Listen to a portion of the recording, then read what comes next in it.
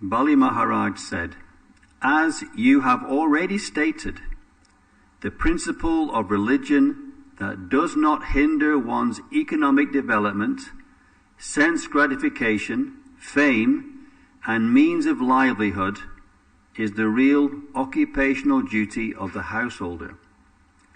I also think that this religious principle is correct." Purport by Srila Prabhupada.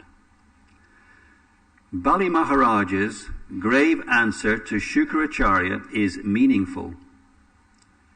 Shukracharya stressed that one's material means of livelihood and one's material reputation, sense gratification, and economic development must continue properly.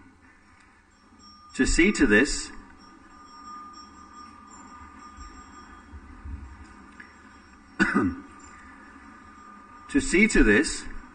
is the first duty of a man who is a householder, especially one who is interested in material affairs. If a religious principle does not affect one's material condition, it is to be accepted. At the present time, in this age of Kali, this idea is extremely prominent. No one is prepared to accept any religious principle if it hampers material prosperity. Shukracharya, being a person of this material world, did not know the principles of a devotee. A devotee is determined to serve the Supreme Personality of Godhead to his full satisfaction. Anything that hampers such determination should certainly be rejected. This is the principle of bhakti. Anukulyasya sankalpa pratikulyasya varjanam. That's from the Chaitanya Charitamrita, Madhya Lila, chapter 22, text 100. To perform devotional service, one must accept only that which is favorable and reject that which is unfavorable. Bali Maharaj had the opportunity to contribute everything he possessed to the lotus feet of Lord Vamana Dev, but Shukracharya was putting forward a material argument to hamper this process of devotional service. Under the circumstances, Bali Maharaj decided that such hindrances should certainly be avoided. In other words, he decided immediately to reject the advice of Shukracharya and go on with his duty. Thus he gave all his possessions to Lord Vamana Dev. Om Jnana Timanandasya Janan Janan Shalakaya Chakshur Anmilitam Yena Tasmai Shri Gurave Namaha. So this verse and purport is sufficient to give one material perfection and Krishna conscious perfection. And this is Bali Maharaj's first sentence. The previous verse, it was noted that he paused. He was about to say something very profound. His spiritual master had spoken, and he had to deliberate on what Shukracharya was saying, and he had to be very careful what he said. So he's in a very deliberate, or Prabhupada says here, grave answer. He's in a very deliberate focus of mind.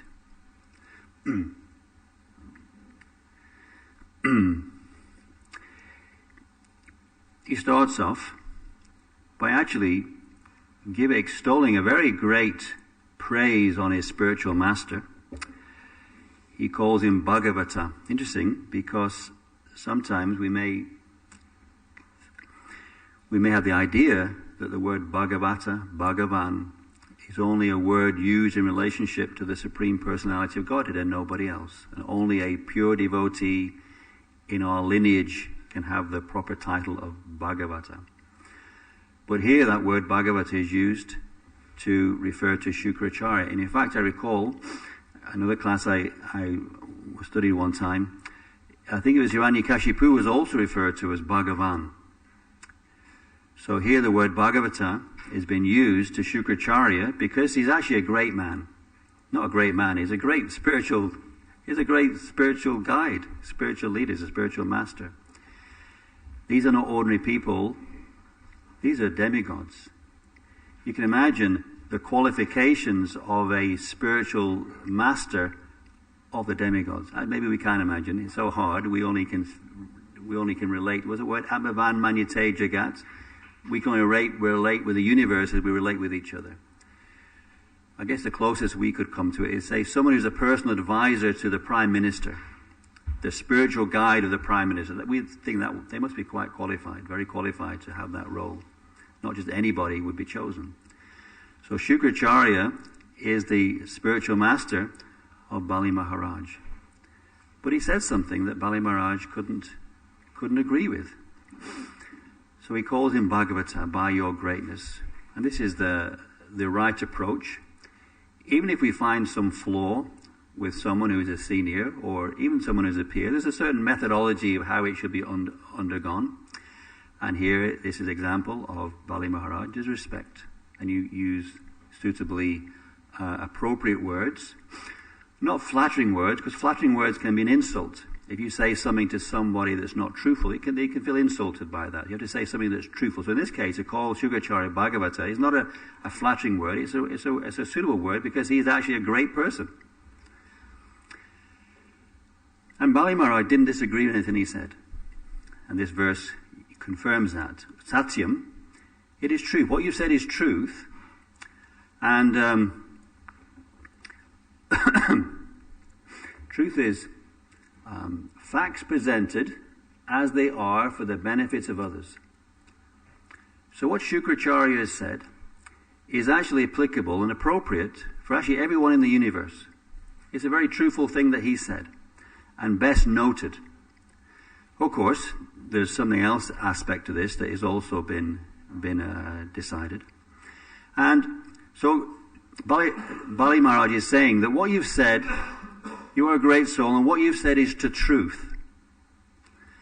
And it is the Dharma, it is the religion of those who are Griha Medinam, especially the householders. And we'll talk more about that in a little while.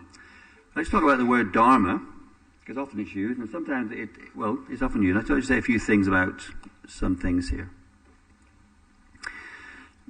Often it's referred to as religion, and sometimes it's difficult to understand here. When you talk about economic development and sense gratification and livelihoods and fame, one may question, well, why is that religion? We don't ordinarily in our English upbringing relate to that being religion. But from the Vedic perspective, Dharma means connected with transcendence. Everything you do is ultimately meant to elevate you to go back to Krishna. And Dharma is a word that you cannot, it's a word that means, well, something that Prabhupada says here. It says the constitutional position. Dharma is the constitutional position of something. So these principles of householder life is that you could say the constitutional position of a householder. The Dharma also means characteristic. The characteristic of a householder is to take care of these things that are listed. If the householder is not doing those things, he is failing in his duties as a householder. He may not be classed as a householder. What kind of man are you? Someone may say something like that. What kind of husband are you if you're not fulfilling these kind of things? So these are the Dharma of a Grihasta. Not Grihasta, the word is Griha Medinam. Also Dharma means the unchangeable quality. So these are the Dharma, this is the duty, this is the religion of a Griha Meda, a householder. Now, Prabhupada talks about, he gives another examples. For example, you cannot take sugar, the Dharma of sugar is sweetness. For example, if you have something that's not sweet, you say it's not sugar. If anyone has jaundice, you eat something sweet and it doesn't taste sweet anymore. Because of your distorted condition, sweet things taste bitter. Chili, the Dharma of chili is to be hot. The Dharma of stone is to be solid. And the Dharma of light is illumination. So you can't take these things, intrinsic things, away from those products. So Dharma, you define what Dharma is from Scripture. So Prabhupada often talks about that sometimes there are different religions, and he lists a whole number of religions. And that can change. Today you can be a Hindu, tomorrow you can be a Christian, tomorrow you can be a Muslim, tomorrow you can be whatever. So once that can change, so that's not the Dharma. That may be certain rituals you follow or certain procedures you follow. That can change. But the Dharma is to serve God. That you cannot take away. So the Dharma of a householder is listed here. So it's true. We can say this. Therefore, Bali Maharaj said, yes, what you're saying is true. These are the Dharma. These are the intrinsic qualities. This is the constitutional position. These are the characteristics of a Griha Medianam, a householder. And the 4 things are listed. It's interesting because the first one is artam. And arta, when you do a folio search on arta, you find many uses of the word arta, not necessarily, and the one here loaded by Prabhupada, economic development, isn't necessarily the first one that comes up. Gain, wealth, interest. This is arta. And it's also interesting, the word artam means the purpose, the goal. So it's interesting, arta means wealth, economic development, but arta means the purpose of. So you could also say artam karmam yashovritam. So you could say the purpose of Griha Medium life is sense gratification, fame, and economic development, or livelihoods. This is what it means. You cannot take it away. You cannot separate the need of a household. It's also interesting, this is a universal principle. That's what the word principle means. The word principle is a universal. It's applicable everywhere. It's applicable everywhere. I've got the dictionary meaning somewhere. A universal and fundamental law, doctrine, or assumption. Universal and fundamental law, doctrine, or assumption. In other words, wherever you go in society, you'll find these aspects, these principles are applicable to the householders. Economic development. They have to somehow or other improve their lot, develop them. In fact, this is, you could say, one of the aspects of a householder is they're always trying to increase these things more and more.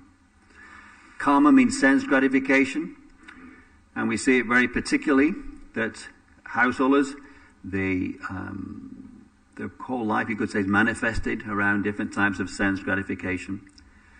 Griha Kshetra Sutta Apta Riter, the first thing is the house. It's a nice house, and it's the furniture in the house. I was at someone's house recently, and they had one of these big, massive, huge television screens that you felt like you're in some kind of cinema in them. So if you go to Household Life, everything there is for the comfort. You don't sit on the floor. You sit in a nice, comfortable chair. And the walls are adorned with beautiful pictures, nice scents, and there are children. So the whole duty of a householder is to create facilities for sense gratification. If he doesn't fulfill those aspects of sense gratification, he'll be neglecting his duty as a householder, and he won't be happy. And his wife won't be happy, and the children won't be happy. So his duty is to provide facilities for sense gratification. Yasha, which means reputation. I found that interesting. A householder has to use his money to develop his fame. So I've got some things here. Yasha also means fame and glories and reputation. We hear that dishonor is worse than death. And this is particularly inapplicable to a Kshatriya.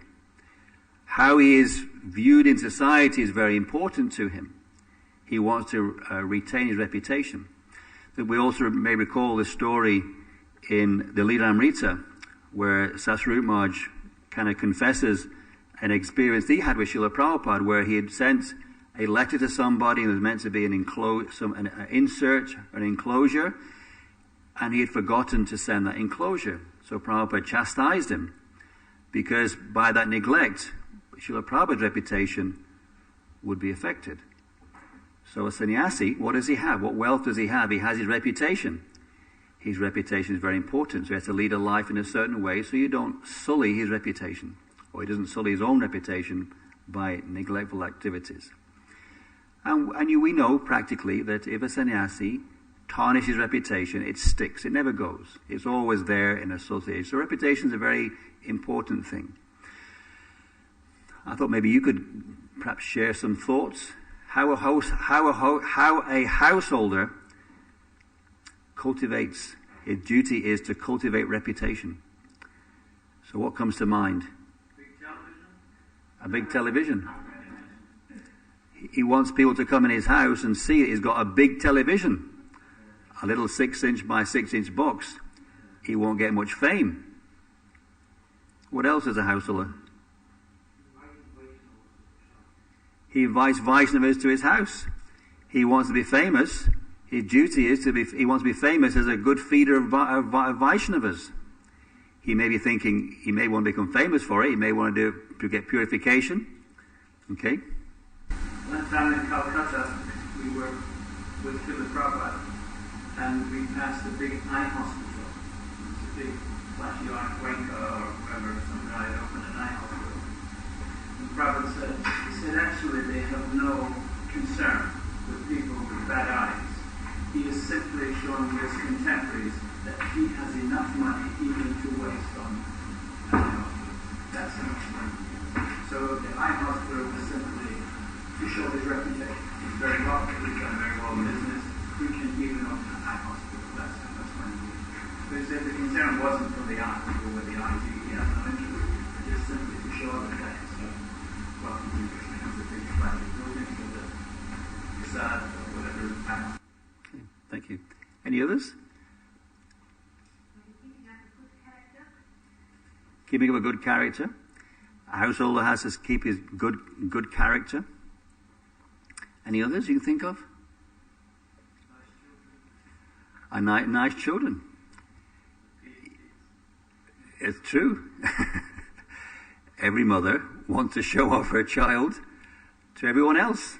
She wants to become famous for her children, and their education is very important. Internet access. Explain. I'm not sure what you mean. Oh, you have to have internet access. I've got a good, nice internet access, a fast broadband speed. Yeah, all these things. You have to have a nice house, a big car. So these are the duties in one sense. It's kind of a material thing. It's the duty of a householder to expend money on developing his reputation in society. It's not his duty to try and defame himself. He's meant to become a good standing. And next one is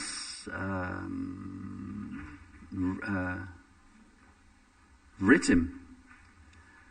And Ritim is livelihood, engagement. And the meaning of livelihood is, well, it means means of support or sustenance. What is your means of support or sustenance? It's interesting, I saw in one verse in purport, Prabhupada was talking about the livelihood of a sannyasi.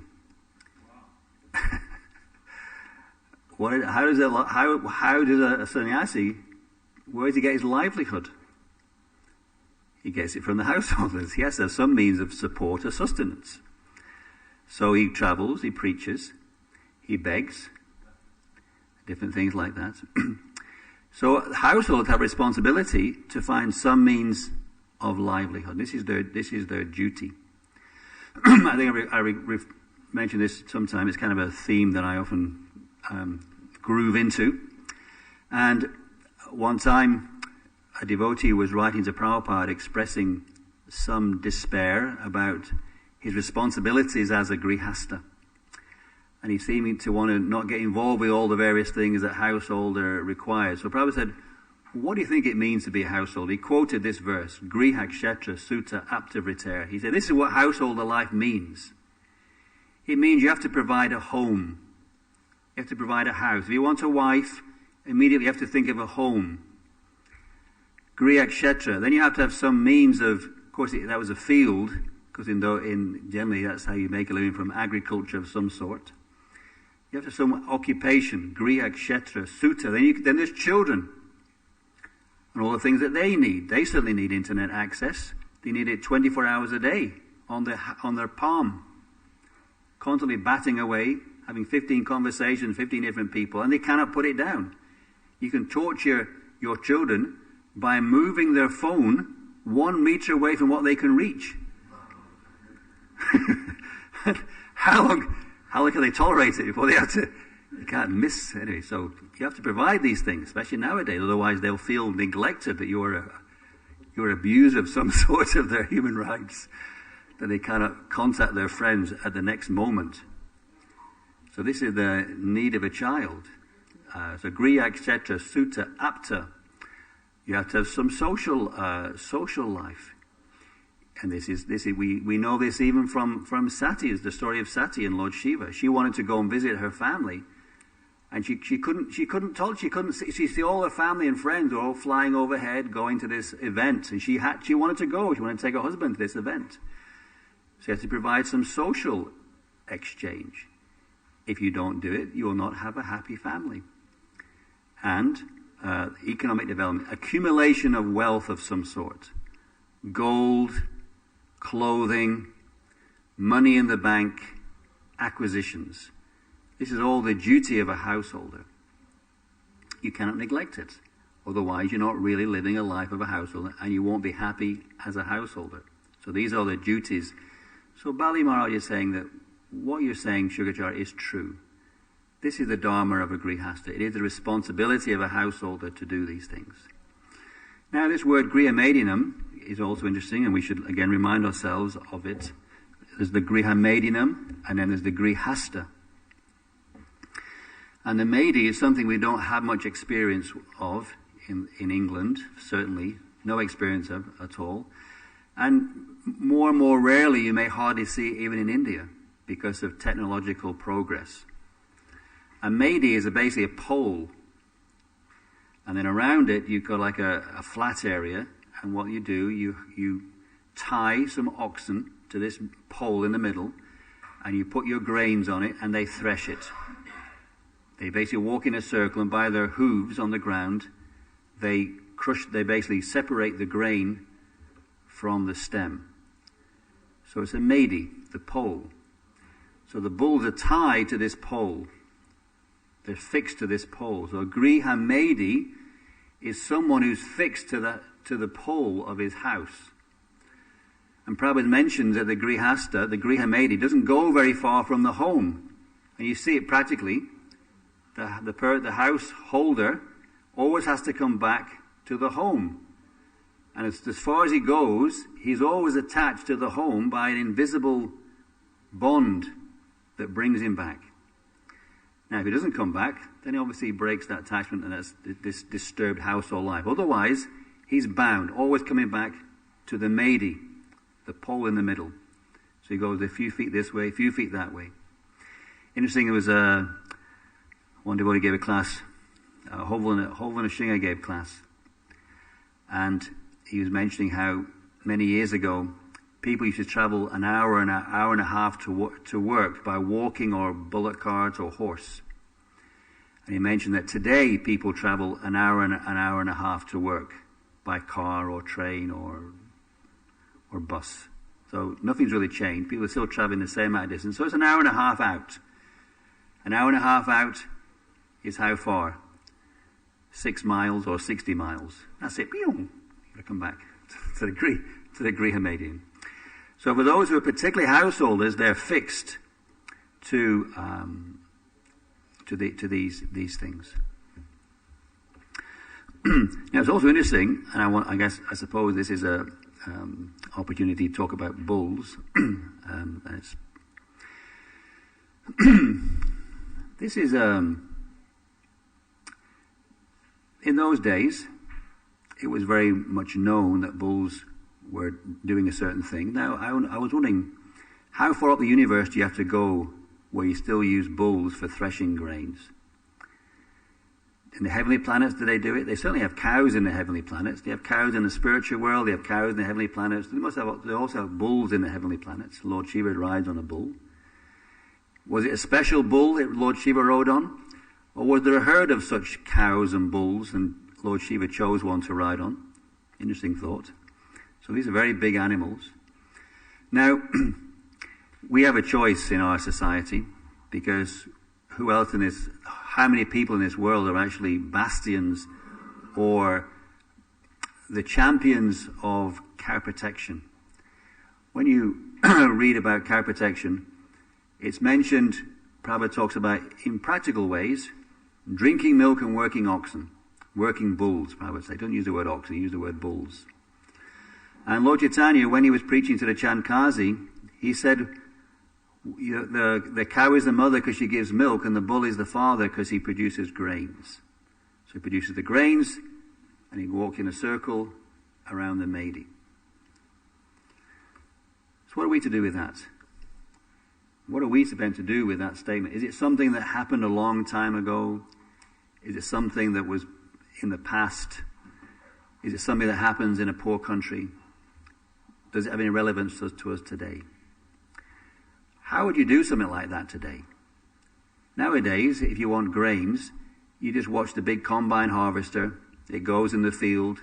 It's got a huge 30-foot cutter blade that just slices through the wheat, gathers it all into a kind of central thing, goes in the machine, it bashes it, separates the grain, pretty much winnows it as well, spews out all this chopped straw at the back, gathers all the clean grain at the top, and a tractor comes and takes it just like that. How would you do it naturally? Well, would you cut it with a sickle? A sickle's this big. You cut it with a sickle. It takes you 40 hours. If you cut an acre with a sickle, it'll take you 40 hours to cut an acre. That'll cost you how much? In English terms. If you want to be a householder living in England, what would it cost you to cut an acre with a sickle? £500. It costs a householder in this area £500 a week to live a poor man's life. You can do the maths. So if someone gets less than that, they're getting the rest from the government. But it takes £25,000 a year to be a poor man in this country. So to cut this sickle, 1 acre with a sickle, will take you 1 week's work. It's going to cost you £500 just to sickle this grain. You might not know, but actually, normally, you might get between 1.5 to 2 tons of wheat per acre. So it's going to cost you, let's say, somewhere like £300 a ton just to cut it and put it in a nice bundle. Then you've got the stem. Maybe not people realize, but straw is simply the stem of grain, and the grain is the top bit, which you've got to beat off. So then someone has to bash it off. Got to get the grain off the stem. How would you do that? This is talking about that process. You'd put tie the bulls, you put the grain, all the straw and the grain in a heap in a circle, and bulls will walk on it, and by that process, they'll just separate the grain from the straw. How long would that take? Anyone ever done that? You've seen it done, okay. 15 hours. That's another 2 days' work. That's going to cost you another £200. I don't know. I don't know. And that's anyway. So we're £500-700 now, and that's the grain off. Then you have to winnow it. You've got the grain separated from the stem. Now you've got to get all the chaff off, the fluffy bits. And what do? They chuck it in the air. That's why it's called winnowing. Wind owing. And that's why a barn, your mother told you that when you kept the door open? You're not living in a barn, they would say, because the wind would be blowing through. Have you tried it? You open the back door and the front door of your house, and the door slams, because it creates a draft. Just kind of, automatically, it creates a draft. So barns were created with these two double doors, so when there's a draft blowing through, and you throw up the grain, and the chaff is lighter, so it blows this way, and the grain comes straight down. That's how you winnow it. Window it. That takes another 40 hours. And then you've got the grain there. So another 40 hours, another £500. So you're on £1,000 already to produce your grain. And so that's going to cost you, what's that? That's £10 a kilo. And you haven't even got into a flour stage. So what does our grain cost? Anyone buys flour? What does flour cost from a supermarket? £2.50 a kilo? Is that correct? 80 pence. £1 a kilo. So you can see that if you want to do things with bulls, naturally, you have to be willing to pay perhaps 10 times the price. So if we want our bulls working to produce grains to fulfill this kind of historic use for them, we have to accept a different types of economics. And I say to you, this is the challenge of why, although we are the society that preaches about cow protection and working bulls, why we don't work many bulls is because we have not accepted this economics. The economics of petrol distorts completely the natural life of working with bulls. Anyway, so this is the Griamedi. He's stuck to the central point of his house as the bulls are stuck around this pole threshing grain. Now, it's also interesting. It creates, you could say, some social controversies. Even now, when we talk about our ox mill, people are worried that the bulls might be on the mill too long, even though we haven't usually done it very much. It's actually broken at the moment. People are concerned. Is it healthy? Is it natural? Is it friendly to the animals that they're walking in a circle? So there's a whole bunch of controversies that were so distorted from working with animals that we can't even conceive of them doing work.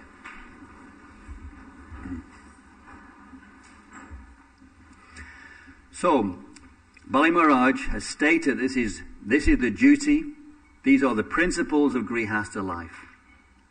But he's about to reject the advice. He's stating it as a truth, and he's going to say, actually, no, there's a higher principle. And this is quoted here. And it's interesting here that this is Srila Prabhupada makes a very, you could say, a very powerful sentence. We may sometimes reflect, well, where am I in Krishna consciousness? We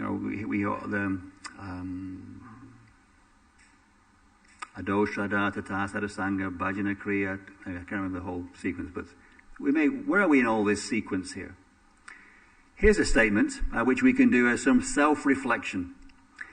A devotee is determined to serve the Supreme Personality of Godhead to his full satisfaction. A devotee is determined to serve the Supreme Personality of Godhead to his full satisfaction. How are we doing? Measured against that, how are we doing? Well, this a little humbling, I think. Probably reflects on that. So, a devotee has got this additional dilemma now because, as it probably says here, anything that hampers such determination should be rejected. And then this quote is there. Anukul yasya sankalpa pratikul yasya varjanam, which is part of this verse spoken by Lord Chaitanya Mahaprabhu to Sanatana Goswami. And there's more things there, but anusaktasya vishayan means accepting that which is favorable, and pratikul yasya varjanam, rejecting that which is unfavorable. This is a higher principle. So the principles of life, there are principles of a grihastha life, but then the devotee also has to take these considerations also. What is favorable to devotional service, and what is unfavorable to devotional? This adds to the mix of a householder. Not only has he got to fulfill all his household obligations, he also has to fulfill these devotional obligations. And therefore you have to kind of dovetail these material needs of a householder with the spiritual needs of becoming Krishna conscious. So if you want to decorate your house, you may not have a picture of some mundane thing. You may have a picture of Krishna. You have an altar in your home. You offer your food to Krishna. So you transcendentalize, you sanctify these things by making them focus on your relationship with Krishna.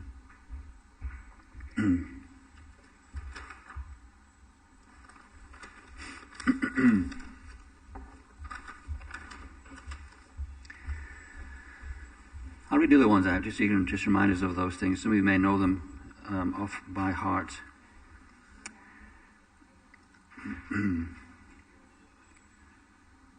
Sorry, I read the wrong thing there.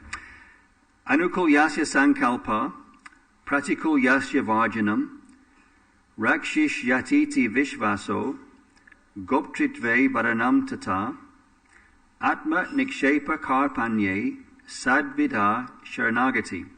So this is, you could say, new Veda, in a sense. I remember reading by Sadaputi was talking about the Vedas.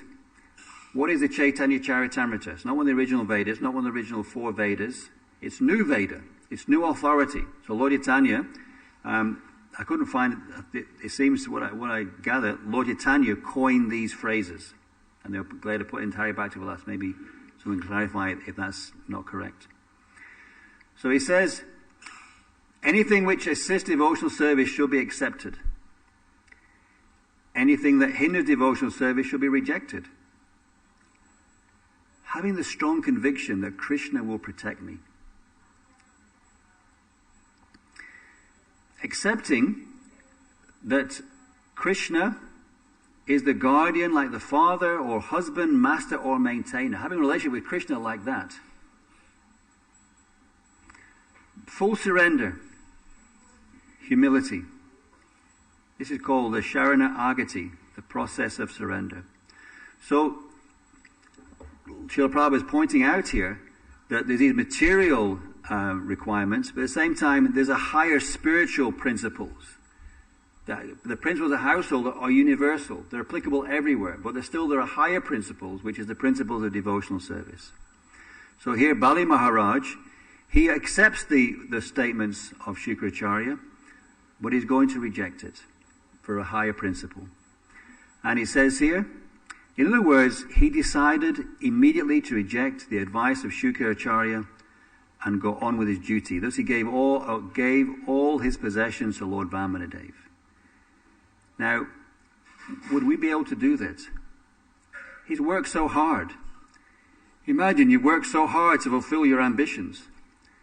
You worked so hard, you've conquered your home. You've conquered your area of responsibility. In this case, Bali Maharaj has conquered the whole universe. There's nothing else to own. He owns everything. And he's just going to give it all away. Phenomenal, phenomenal story. Okay, so we'll stop there. If anybody has any questions or comments.